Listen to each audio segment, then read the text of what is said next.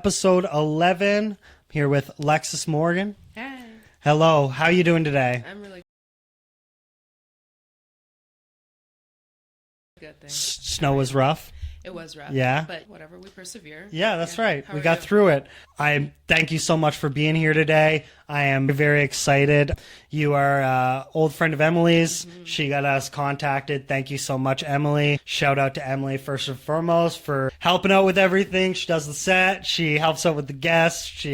When she's here, she makes sure the dog's all taken care of. Yeah, she's a great woman. Super help. So I brought you on today to talk about your journey through like modeling, how that looks. I'm very excited to break that open and just get to learn about you more as a person and give you the opportunity to platform yourself and talk about exactly what you want to talk about. I think you're doing amazing things, and the reason I like to bring people on here is to like motivate and encourage those things. I had a girl on, and she was a female boxer, and she said, "What you can't be, what you can't see, you can't be." Yeah. Did you grow up in Edmonton your whole life? I have, yeah. I grew up in Edmonton. Yeah, born and raised here. Yeah? Yeah. And how was that? A lot of people, Edmonton gets a lot of flack for being like a boring city. I'm sure you've heard it, right? Or just there's not much to do, it's cold and whatnot. And like all true things. With the exception, I think Edmonton's changing. And I'll be the first to say it. I'm fully on board for what's happening. I see things shifting. Our restaurant scene is super chic in my opinions. But that's just as a side note. Edmonton, though, is a place where I've grown, obviously, just not as a person physically, but also internally. And with that, it's been nice to have a good community around me in order to do so. Yeah. And it's probably nice too, being in a huge city like this. I always tell people that if you don't move to a big city or you don't get out of your comfort zone, like you're doing yourself a disservice. Because like, imagine being that person that like has no stories to tell. Totally, and there's so much to learn from different people, and like you said, the culture, the way that they go about doing different things. I would love to just be immersed in it, and in that, like when you're immersed in it, that's I think the first opportunity that you have to be a fly on the wall in situations. It's very humbling. It is. It's very. I remember I went to watch my friend who DJs. We were just talking about it, and he didn't tell me the night was like a Ukrainian night. So I went and I was like, man, like, what's going on here? And I was purposely going to see him, but then all of a sudden I'm in the middle of this melting pot.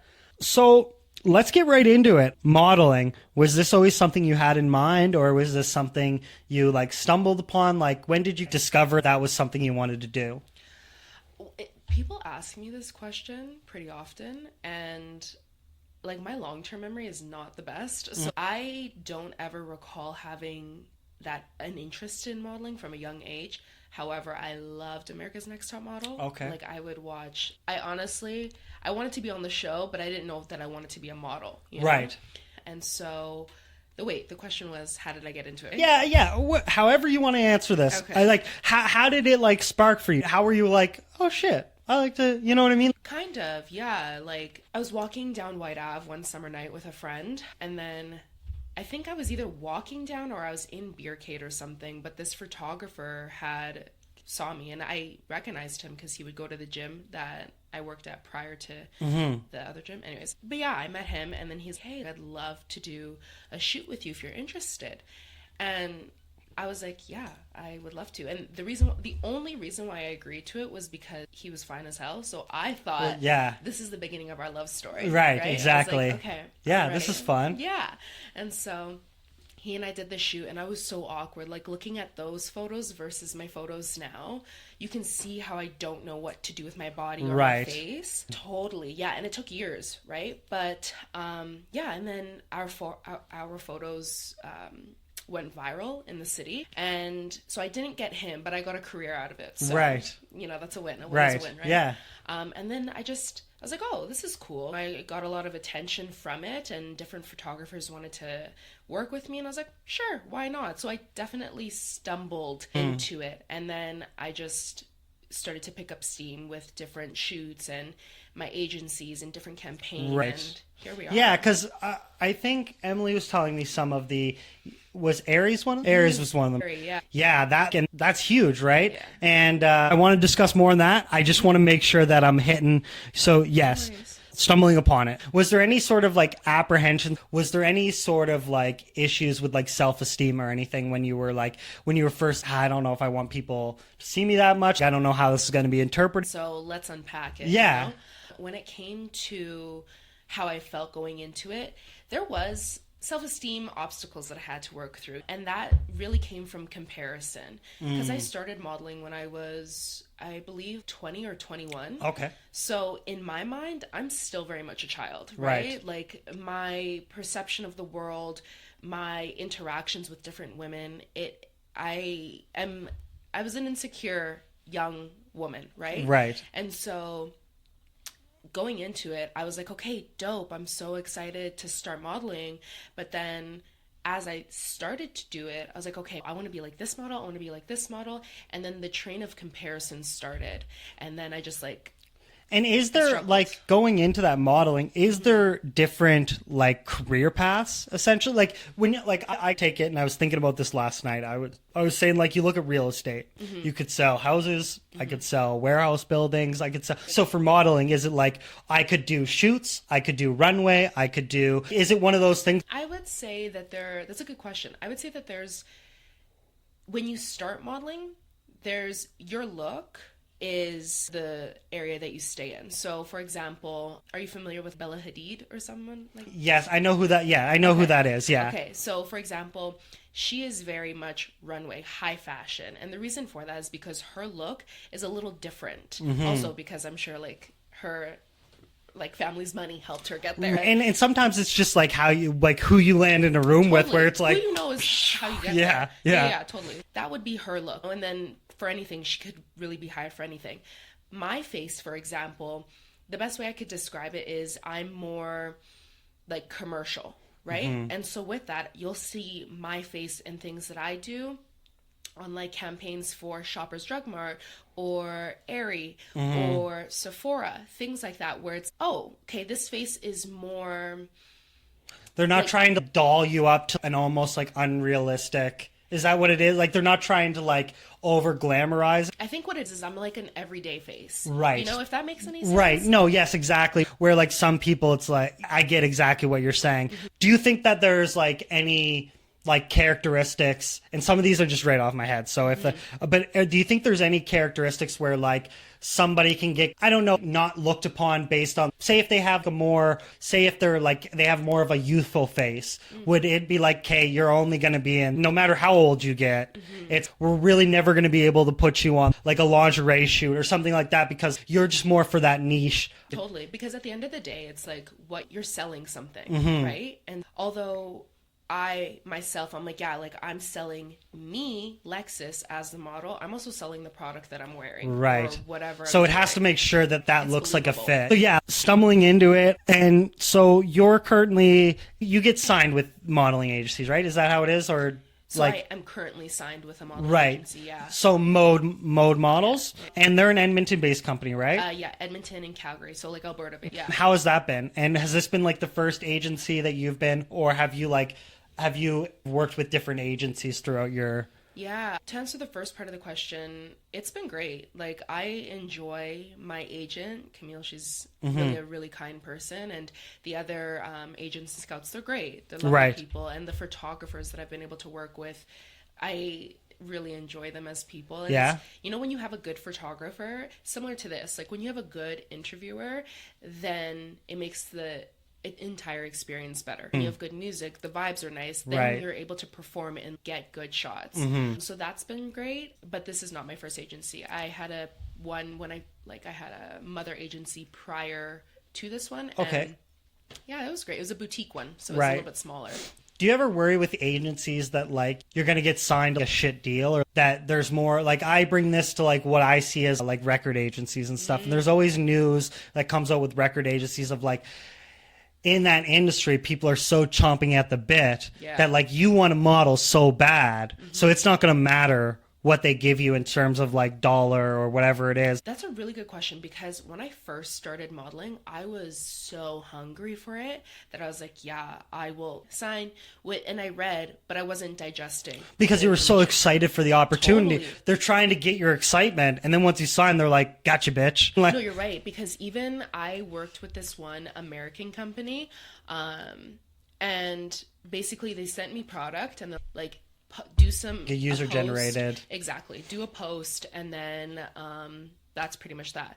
And so for me, it was important that I gave like honest feedback on the product, because I didn't, like, community is everything, and I wasn't about to be like, yeah, get this stuff, and just so that I can say that I worked with the company even though their stuff isn't great. So I let my agent know. I was like, hey, these lashes, so keep that in mind. And they're like, yeah, no worries. And I was like, okay. So I did that. But in the end, what had happened was they actually, the way that they set up the contract is that as if they were gifting the product, but then it's as if they were getting taxed or not taxed on it or something like that. I'm a little unclear. Right. But basically, I, in the end, owe the American government money because of it, but I didn't get paid. So they gave it to you. You live and you learn, and that's exactly it. Like, now I love working, right?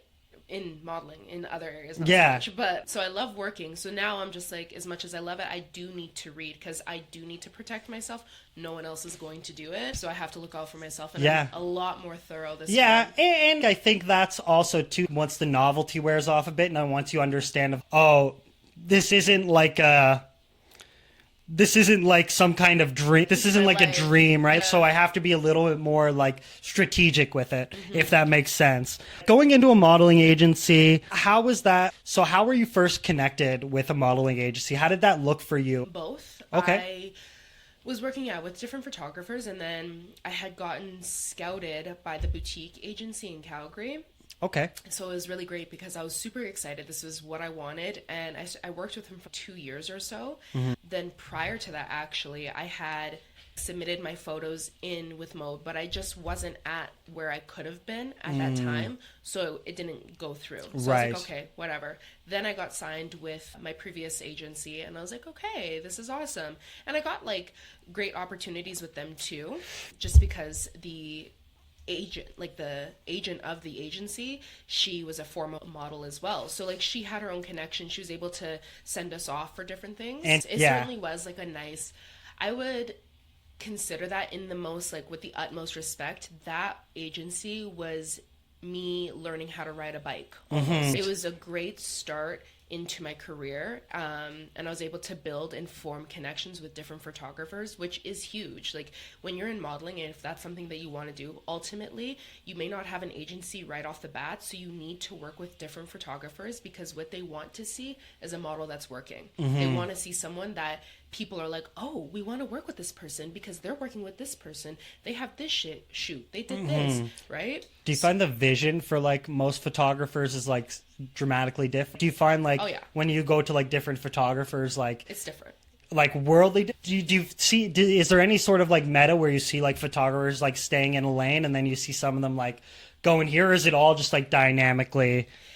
Yes and no. There are some photographers that are like, I have a vision for this, and it could be completely different, which I love. That's what I want to get into, is like editorial shoots. Because that's when I first started modeling. That's where I saw myself, understanding the differences of what I look like versus what editorial models look like. But also, you're not in a box. Like, I've done editorial shoots. They look great. Yeah. It is what that is. However, other photographers are very much, no, I have this vision, and it's because we're selling a product, so we do need to go with this. But they're personal. Yeah, if I'm being told what to do. Yeah. Right? This is not really it's going to be what I want and what I'm going to be okay with, but it's something that's coming from, I have a rubric that like eventually someone's going to be grading me on, and on how well and that's really interesting. I think the exact same thing. I'm like, darn, yeah, I do find myself driven or more attracted to the artistic side, but I'm like, I gotta get paid. Yeah, so. Exactly. I feel like in these type of industries, like the ability to get like screwed over is so high, because you look at, say I want to be a singer, say I want to be in theater, say I want to be a model, say I want to be in some of these where it's like it's your own brand, right? But I find a lot of people, like I said, they use that you're chomping at the bit. So has there been any points where you've had to develop a sort of like self-advocacy? Yeah.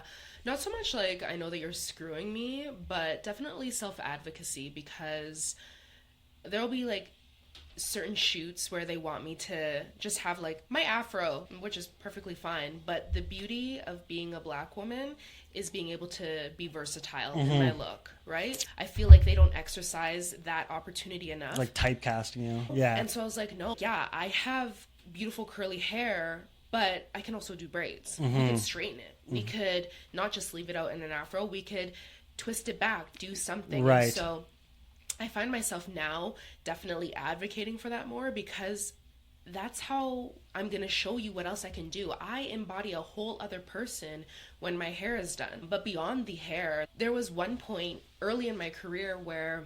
Wait, can we close the window now? Yeah, I was just going to say. I was like, I don't want to... But yeah, early on in my career, there was this opportunity. It was a really big opportunity, honestly, and it changed the trajectory of my career, because I was working with this one company and I was so new to it that I wasn't aware. Like, I was very new. I was like 21. I wasn't aware that I needed a working visa to go across the states and get paid. And they had sent me, they're like, yeah, we're going to send you to Santa Barbara. We have a shoot and everything. I was like, dope, let's do I can't this. wait. Yeah. And then you get there and you can't work. Exactly. I actually got stopped at the border. And then they're like, oh, you're going here to work. Yeah. Oh, yeah. And I was being so honest because I didn't know. And then the officer, I still remember his name because he was the biggest dick. Okay. He was like, yeah, we have our own models here, so I don't need you here. And I was like, you're like, okay, man. Yeah. And I was like, so what's going to happen? He's, we're holding you. I was like, what? So I got like held for 3 hours. I was traumatized. And then I didn't work with that. Well, I did work with that company again, but not to that degree I was going to. And that really shifted with a hard left my career and the trajectory of it. That was like the hardest pill that I've ever had to swallow when it came to modeling. And learning now how to advocate for myself, learning, hey, I gotta look at step 1, step 2. We have to protect me at all times because y'all ain't gonna do it. And the thing is too, like, you have to, like, it's one of those things where no one's gonna help you until you ask, right? So it's one of those things and yeah, it's crazy that an agency alone would like not prepare you for something like that. And the crazy thing, they just expect you not. You know what? I wasn't even signed at this time, actually. To be fair, it wasn't the agency's fault. Oh, okay. Yeah, it was, I would say, the company's, honestly. Right. I didn't know it was mine too, because I should have been more aware, but also them, they're hiring. Yeah, and they should ask that question, or at least say, do you have this figured out? And, oh, this is something you should probably go look at this. Yeah. So you're pretty like vocal about vitiligo, right? That's vitiligo. Sorry. How did that journey unfold for you in terms of the modeling? Yeah, okay. As a side note, I think I just burped into this by That's accident. all right. It was internal. No. But excuse me. Okay, vitiligo. How me living with it? Yeah, and just like your career and your career choices and just how that, and then we're going to dive a little deeper into other little pockets. Yeah, totally. I just want to make sure that I'm like approaching this in the right way. You know what? This is not a sensitive subject by any means. Okay. Not for me at least. But I do respect your respect for it. Thank you. Because, yeah, of course, this is like it's a skin condition, of course, right? And it's very prominent and definitely like on darker skin tones, extremely prominent. So for those people that have darker skin tones that live with it, they might have their own trials and tribulations. For me, I think the last time I stopped thinking about my vitiligo was like in my early days of high school. Like, I genuinely forget that I have it now. So when people are staring at me, I'm like, what are they? Yeah. And that just shows that you have an extreme level of comfort with yourself. Yeah. And that's amazing to hear. It took time. Right. It took a lot of time. Like, one person that I'll say has always been in my corner and like supporting me and just encouraging me to love myself, love me with it, is my mother. Best amazing person. She, like, I remember this one time when I was a kid and she was like, if I could, sis, she's like, I would take it and I would put it on my body. She's so you don't have to have it. And that meant a lot to me at the time because I was like, I hate my skin and I have curly hair. I hate my curly hair. And although I didn't understand how to verbalize this, but like, I'm the only little black girl in my class. Like, there was just so much like isolation, right? You know? And so yeah, I worked through that. It took me a lot of time. People would try to make me feel bad for it. I got called many names and a lot of comparisons. Yeah.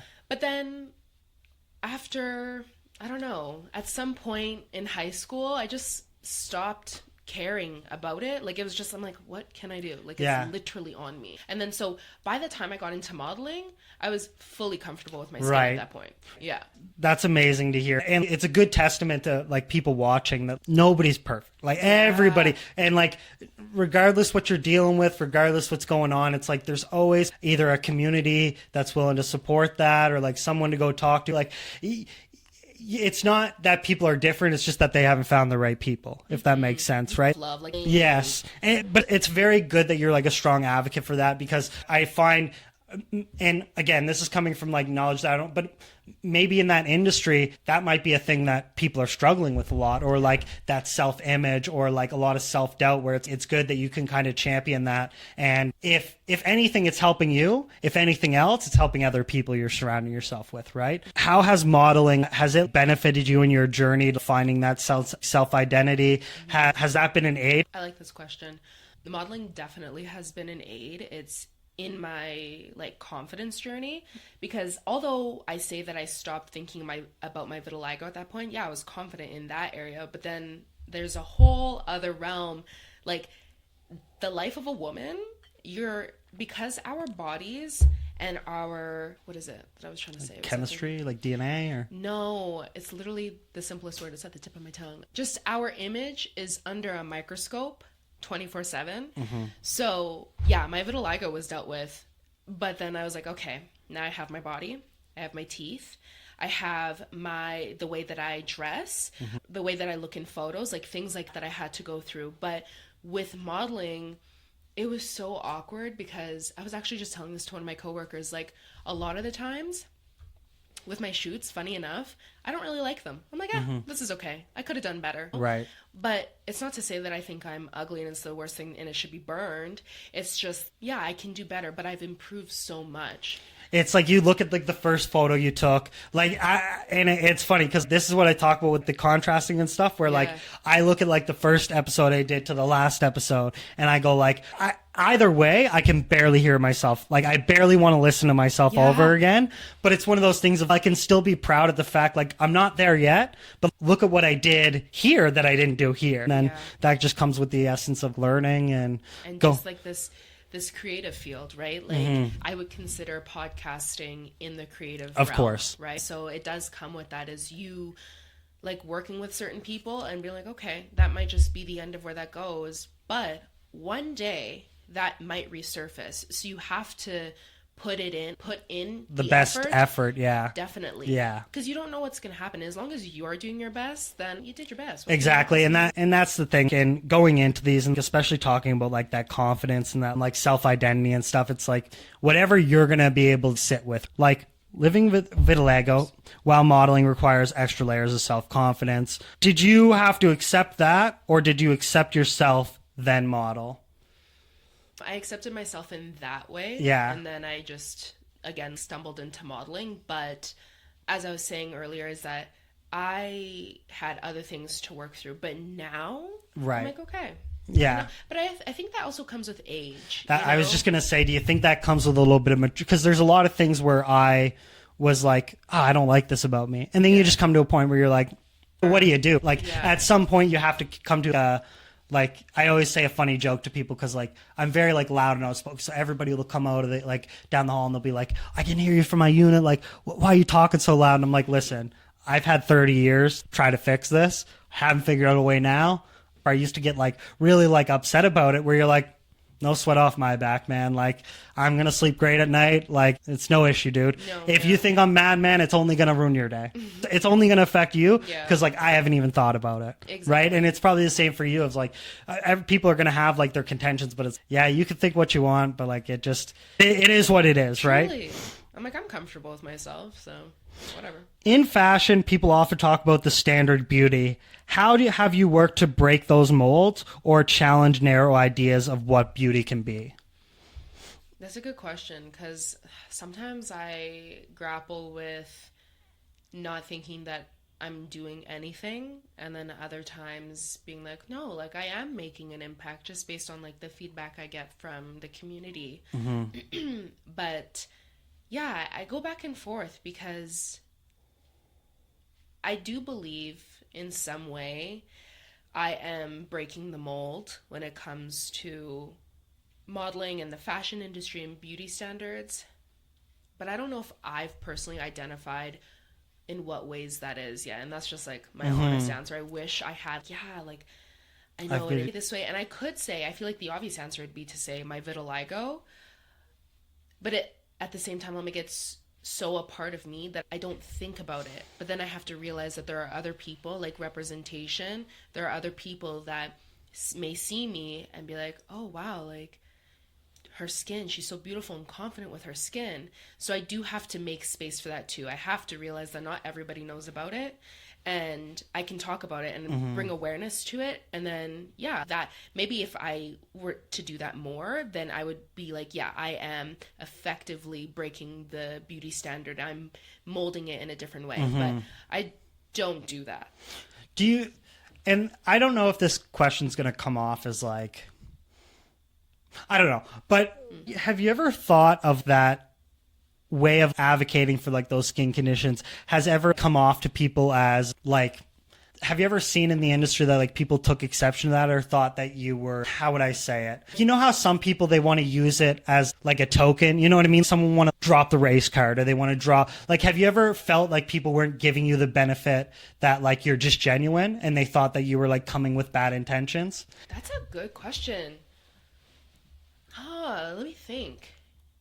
Because I would always think sometimes, depending on it is, you could come in with all the intentions in the world and someone would be like, that's a bad actor. Wait, so to be clear, are you asking me coming in with my vitiligo, being who I am, if that people would be... Like, people misjudge it, or they... Because I feel like sometimes people go for the easiest thing to complain about, right? Yeah. So, like, the easiest thing would complain about... Like, the easiest thing would be like, oh... Like, she only got this job because she's a female, right? Like, for me, it's, say someone gets hired at my workplace, and it's, oh, she's only getting the opportunity because she's a female, and we don't have females. It's, little do I know that she's an amazing coworker, and this and that, but I'm choosing the easiest thing to, like, discredit someone. I'm going to say no, and the reason why I'm going to say no is not to say that it hasn't happened. It probably has, but the way that I function is definitely in my own world, okay? But I'm also very aware of other people around me, but... I don't care. Yeah. Okay, let's say I did get a certain job because I have vitiligo. Yeah.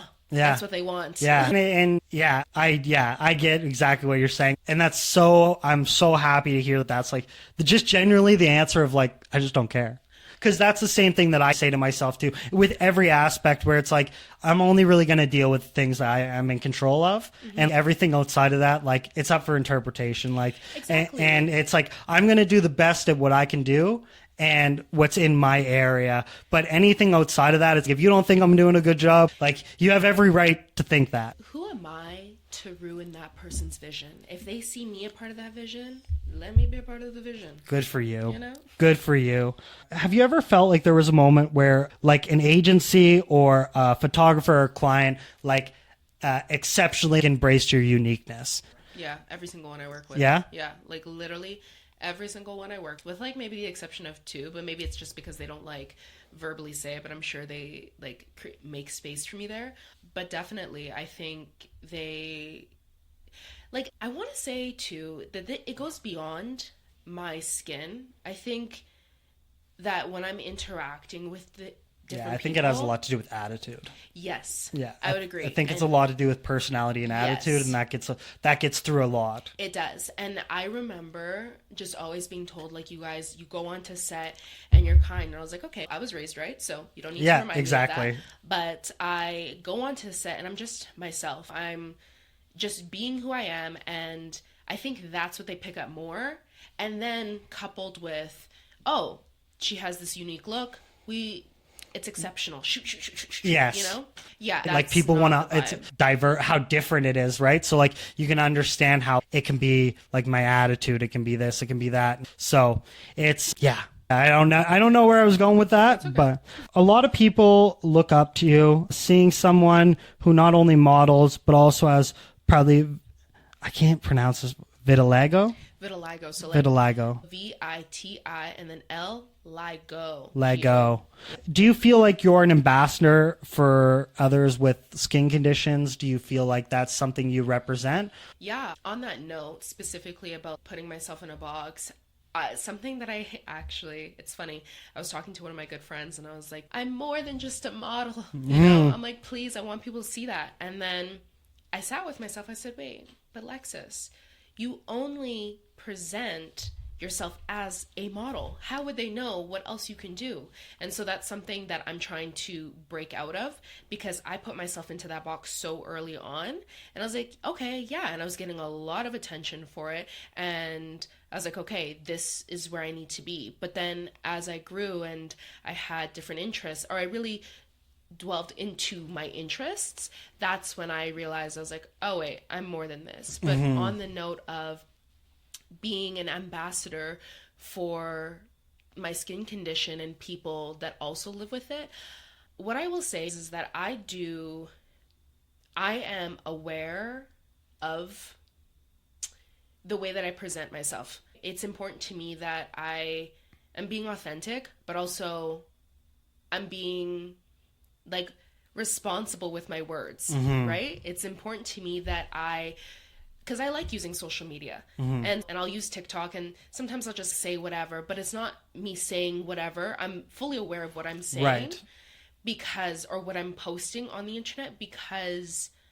I know that one, I have my mother and my family that I have to answer to, but also there are young girls or young men or young theys, whomever, that I think I used whomever correctly, but they're the people that may have vitiligo or may just like me. Yeah. And they're like, hey, I just don't want to be someone that's online or who's ever in a shoot that doesn't represent who I am. And so that's where I would say that I'm an ambassador in that way, because I am conscious of what I'm putting out there. But at the same time, that's when I could, like, just going back to your, like, one of your original questions, I need to be more cognizant of the fact that, like, I have vitiligo. People see this. That's what they see first, because they don't know me. So then incorporating that into other ways that I can be an ambassador. Does that Right. make Yeah. sense? No, of Okay. course. Yeah. That was a little bit of a, yeah, it was a little bit of a hard question, but it's one of those things where, like, some people, they genuinely want to, like, they're proud of it. They want to represent it. And then you have some people, they just haven't dealt with it internally. So it's like a hard thing for them because they don't understand how to represent it, or they don't understand, like, what they're actually thinking. So sometimes I think a lot of that is you have to go through it in your own paces, and then it can be like, okay, like, I know how to properly speak about this, or I know the right way to, like, gauge this. So it's a little bit easier, but, like, I think it starts on, like, being like, how do I sit with this? So I think, like, having that good positive mindset keeps you getting more opportunities and stuff, because it makes it a lot easier to work with someone. And as well, it's like I'm also get to learn about a different culture. I get to learn about all these different things without feeling like I'm being too brash. Because sometimes people just don't know, right? Like, Yeah. sometimes You have people, to make space for that, right? Right? I think it's important that when people don't know, like you said, you make space for that. Be like, hey, just so you know, Yeah. this is what's up. and if you want to be an asshole, it's like, all right, fuck Or off. sometimes- Yeah, it's like, all right, never mind then. I tried. Yeah. Like, Or sometimes, sorry, my No, ears that's are fine. stabbing me. Or sometimes they're just really accepting of it. They're like, oh my gosh, I'm so sorry, I didn't know. But yeah, you just make space for that, and then you move from there. Exactly, You know? 'Cause yeah. some people really are just in their own world a lot of the time. And so you just have to work with that and kind of pull them up and be like, hey. yeah. Hey, just to let you know this, if it's going to be your decision on how you take this, but what decision I have to make from it will You know what I mean? I'm just going to take what you give me and then I'm going to move forward from that, right? But no, I think especially in an industry like this where you're meeting so many different people, I even look at the podcast industry where I reach out to people all the time and I go, what's the impression I'm trying to leave here? Like where that's something where I always like balance with myself is like, how can I respect people with not extorting them? Yes. How can I show them that respect without feeling like I'm taking advantage of it, right? Yeah. But I think something to note is like just based off of this interaction and the way that you continue to reiterate what your intentions are, I do believe that's not something that you necessarily have to consider, you know, because I think that you are going into interactions with a genuine, hey, I want to get to know you. Let's make this work for both of us. Let's highlight you. And in the process, we're going to be highlighting what I can do to benefit that. And then you go from there. I don't think that you're someone that's, yeah, I'm going to make sure that it looks bad. Yeah. No, and the thing is, yeah, exactly. And I mainly try to I want to make sure people are like, my hip hurts. I'm sorry. Oh, no, that's fine. Yeah, it's more or less for something that I want to make sure that I'm not going down the wrong road or I'm not taking someone down the wrong way, if that makes sense. Yeah. And so these are the next couple questions I have are a little bit more off the cusp, but I want to do this, and this might be an effort like this. This is more of like my segment of I'm trying to get something from you, to, not selfishly, but I think this is a good opportunity when I meet new people of what can I ask them for advice that can be like mutual, or what is something that we both have the same challenges at that is something that we like. So like my big thing right now is like my use of social media and like how do I use that for a good way and how do I use that for a bad way? Because when you look at social media, like you're playing into the algorithm, right? Like I'm going to lose it on this end in terms of reputation, but I'm going to end up getting it in notoriety. This is what I will say. I'm glad that you actually brought up the word reputation because my grandmother, who is probably, she's brilliant, right? She says two things that are hard to fix are your reputation and is your credit score. So when I think to reputation, I think I am heavy on reputation, right? Like I'm dressed very modestly, right? Yeah. It's important to me, and that's just who I am. I feel most comfortable like right. this. So the way that I operate is doing things that feel comfortable to me. You know, I do think about that. Like when I'm on TikTok, and certain times I'll get a lot of views, and other times they're actually I'll say more times than not, they're lower. But I'm okay with that. Of course, I would like more views because I'm like, okay, that'll get more me here. views equals That'll more propel me opportunity. here. Totally. But I'm not willing to change myself and change my values in order to do that. I think I look at a lot of these content creators who make videos and they'll be talking about like their love life and they'll be talking about very intimate details. And like I'm sat, I'm like, oh, what's happening here, right? Because I'm nosy, you know, in the best way possible. But I'm also not the same person that's going to do that. You know, I don't want my business out on the internet. It's not, I don't know, that feels exploitative and I have to protect myself. And I don't think I'd be protecting myself if I was like, yeah, I did this and I did this with this person. That's crazy. And you see a lot of that. It has a lot of that people don't see is like, all of it is business tactics. Yes. So it's like, I'm going to do the dances, whatever, but it's like, I don't make money from this. And I'm not trying to sound like crass or disrespectful, but like a lot of times it's like they're not seeing me for the dances. They're seeing me on OnlyFans, take my clothes off, this and that. And that's the vision, right? So that's like what they're trying, like that's what some people are trying to do, right? But like then other people, they know that's the meta and they're like, I'm going to, I think it's something else to consider is that those people know their brand, right? So they know what they're trying to sell. Exactly. There are people that do use OnlyFans, and those people, that's their brand, which is like rock on. And if that's what you want to do you? There's other people who maybe present like me or maybe you, and then they veer down that path of being more like, oh, let me share more details. Yeah. And that's where I'm like trying to find my line because I'm like, okay, like I'm willing to share some information, but at the same time, I really do appreciate privacy. I think that's a beautiful thing. Not every thought or things have to be shared. And with that, just to dive deeper into that, what do you think like the main concern would be? Because like the main concern for me when I put out content is like, getting clowned. You know what I mean? Is that what I'm worried about opening up on? Or is it the idea of it's going to be like taken out of context? Yeah. What I would say is when it comes to my mental health and social media, I would say me spending copious amounts of time on social media is really what impacts my mental health, and not necessarily I'm in a dark place, I need to take a break from it. It's more of I need to do something with my time. I'm spending time in this area, because dopamine hit. But I want to create something for myself. So I'm trying to figure that out. Yeah. You know? Like I'm not even there yet. I'm really just trying to figure it out so that I can have that balance, because I do like social media. I like using it. I like being on it. But I also need to I have a life, a vision in mind. Yeah. So I need to get there. And the whole job can't be done on social media. So it's like you use it for what it's worth, and then you get out of Dodge, right? But to your earlier point about what is it that I could be more reserved on. Am I afraid of the criticism online, being perceived, things being taken out of context? I would say yes to the being perceived, and I would say also things being taken out of context for sure. Criticism, I've experienced it like throughout my life. And I'm like, okay, real quick, what are you doing? Like, this is literally what I think. I'm like, I'm sorry, are you on here? Yeah, exactly.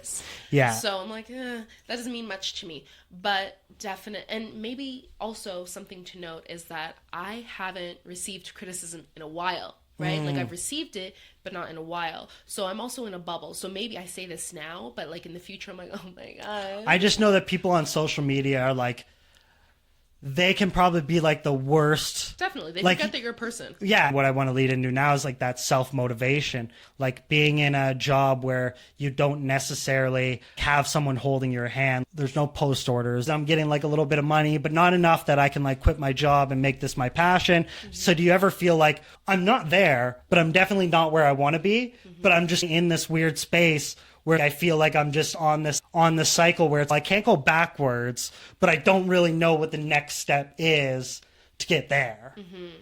Like, how does that feel for you in terms of like motivation?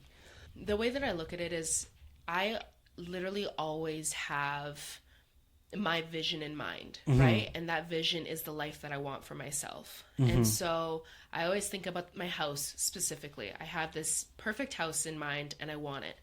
And so with modeling, I think, okay, you're right. I get paid handsomely. Sometimes I'm like, yeah, this is good enough for now. And I accept that and I move on. But I'm not in a position where if I was like, risk it, let's do it, I could do it. Right. But I'm not there. And that also is because, like, I have my own stuff. I'm still in school. Right. Like, I'm working on other And once things. you take that risk, like, once you take that leap, it's okay. Once you start putting once you start resigning from jobs, and I mean, you take out a nice big line of credit, like, and then you're like, all right, like, I got to do this, right?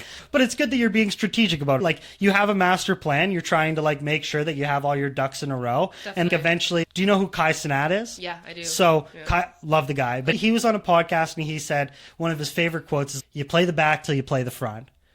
You play the back until it's time to play the front, and once you play the front, it's all gas. Right? Yeah. If I gotta be if I gotta be the extra for a bit, and I gotta get the little lower paying jobs or like whatever it is, but once it's time to go, it's time to go, right? Yeah. Once I get that opportunity where it's, no, you can't work here and do this. All right, let's do it. And that's what I think is I have been very fortunate for the opportunities that I've had in my life, but I also think like they've come into my life, right? So when that next point comes where I'm in the front, like Kai Cenat said, then you're ready. Then I'm ready. Exactly. And it hasn't come yet. Yeah. So I'm like, all right. And the thing is, and sometimes it's just patience, right? Like sometimes it's just, and I think, again, when we look at these like self-motivated jobs, like people don't understand. Even you look at, I would say like Kai Cenat would be like something that would be in like this industry. It would be like podcasting, live streaming, etc. But like, how many hours did this guy have to stream with nobody watching? Exactly. Like, I think in my personal life, yes, like with my growth as a person, sometimes like I have to walk away from certain things, and that to me is risking it all. But when it comes to my career, I don't think I've I haven't been faced with that Opportunity. opportunity as yet, and I look forward to it. I'm also nervous for it, right? Because you're right. That means that I have to go in, and as I approach the end of my degree, I realize that time is coming where I have to do. I'm going into a career that I've invested so many years in. And so I'm a little nervous, but I'm going to try it. And so, yeah, I haven't had that opportunity with work, but I definitely with my personal life. And let's dive into school a bit, because like I'm like on and off in school part-time, but like you're a full-time student? Yeah. Full-time student and journalism. Yes. Correct? How do you like that? I love it. Yeah? I love being able to connect with people and just learn more like in life, but also about the person that I'm connecting with. Do you think that you're going to find like a connection like between journalism and model? Like, do you think you're going to be able, hope so. Is that like the eventual goal of, I would want to merge these two and say you're doing articles on a modeling magazine? Is that something which is your future plan, or like, where do you envision yourself of, is the journalism, if it doesn't work, I have this, or is it something that's an aid to what you actually want to do, if that makes sense? When it comes to modeling and journalism, careful. Oh, that's okay. I don't necessarily want okay, my love. Yeah, come here, Ralph. I'm in the middle of an interview. Yeah, come here, bud. He's such a suck. But it's not so much that I want to find the middle piece between there. If I did, great. I love fashion. I would love to maybe write on that. But really where my interest comes is when it comes to writing, I love the human piece of it. I think everyday people are the most interesting people. For sure. I love hearing their stories, right? And so using that with my platform as a model will help me in some ways, because I can use that platform to highlight my writing. That's where I would use those two, but not necessarily together. No. I like the idea of them separate, because Right. I'm like, yeah, I can model. I'm a great writer. I love fashion. There's just so many different There's so many things. things, and you're just keeping yourself busy too, right? And Yeah. you're leaving yourself open where if any opportunity kind of arises, you can like... Definitely it's helped me in that area. Yeah. Yeah. Before we go into looking ahead, is there any other things that you'd like to touch base on? I know there were some things that we were tabling for... Yeah. Do you remember what we were tabling? No, I know the social media was one of them, and then the motivation, but I think we covered most of that. Yeah, we delved into a lot. I think we've approached most of the things with a good amount of substance, I think so. if that makes sense. And I would just like to have some questions about seeing what leads ahead, how people can get in contact with you, how we can use like our platform to have our audience support you. Like career-wise, do you have any like campaigns or shows that are coming up, anything in the works? What does that look like? I do, like in terms of work-wise, I have different things coming up for modeling. Like I have a show in next month, and so there's that. But also just like in my writing field, I have work out there that I'm hoping, like there's work that's published, but I have a short story that I'm hoping will be published soon. Oh, wow. Yeah, so And what's that? Where can someone access that right now or no? not right now. No? I will know if it's published in April. Okay. You At let us which know. point, yeah, like fingers crossed it Yeah. is. It's what I want. I'm speaking it out, so hopefully it is. That'd be amazing. It would be. Yeah. I'm proud of it. And then in terms of where people can connect with me, Yeah. like on my Instagram, I am Lexus Morgan. That's what it is. Yeah, we'll add that on the YouTube description as well. Good stuff. Yeah. And then on my TikTok, Yeah. at Lexus Morgan. Perfect. And then on my website, I have a blog, and that's called Story Magazine. Okay. So, yeah. And then the last question is that, what do I have here? Years down the line, what's the legacy you want to leave? Ooh, I like this question. I want to, when I'm like 70, 80, 65, I want to look at myself and be like, whoa, she was hot. Yeah. Okay? Like she was. Yeah, she but then- did it. Exactly. But then I also want my grandkids and my kids to be like, yo, our grandma, our mom, like that's what I want. But then beyond that, I also want to have a legacy where I'm proud of myself and I've made a career, and it's been a process. It's been slow, but like with that, I've learned so much, and I've been able to step into situations more securely. I wouldn't want to be catapulted into anything like at a younger age, because then I'm like, I don't know what to do, and I guess I would figure it out. But now it's a slow process, but I'm learning about myself, and I want to be proud of that for the rest of my life. I want to be knowing that I upheld my values, but I was authentic to myself, and then I was able to make a career, and I have the life that I want. That's amazing. Lexus, thank you so much for coming out. It was an amazing time getting to hear more about you, hear your journey. We'd love to have you on in future episodes to keep in contact and be following up on your journey and everything you got going on. And yeah, I hope this was just as much fun as I had as it was for you. And hopefully we properly represented you on the show, and I can't wait for everybody to see this. To the audience out there, this has been Solo Spotlight, episode 11. Lexus Morgan. You will be able to find her on all our social medias that we put in the description, and be ready for next episode. Thank you very much, and good day. Bye.